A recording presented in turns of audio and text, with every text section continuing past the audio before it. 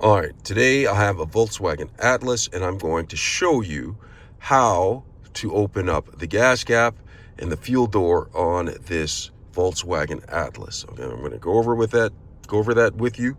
But before I get started, if you found my video helpful, can you give me a thumbs up as well as subscribe to my channel? I'll appreciate it tremendously. All right, so let's go ahead and get started. So what I'm going to do is first I'm going to take my seatbelt off, then make sure the vehicle is in park. Okay, and I'm going to turn the vehicle off. All right, so once you do that, it says goodbye.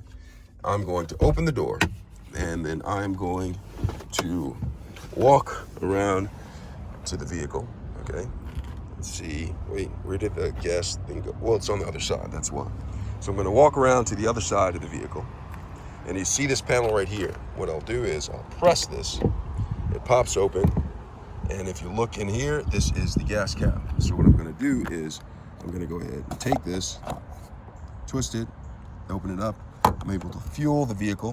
When I'm done, go ahead and take this, push it back in here, and read the instructions on here so you know exactly what type of fuel you want or you need on your vehicle.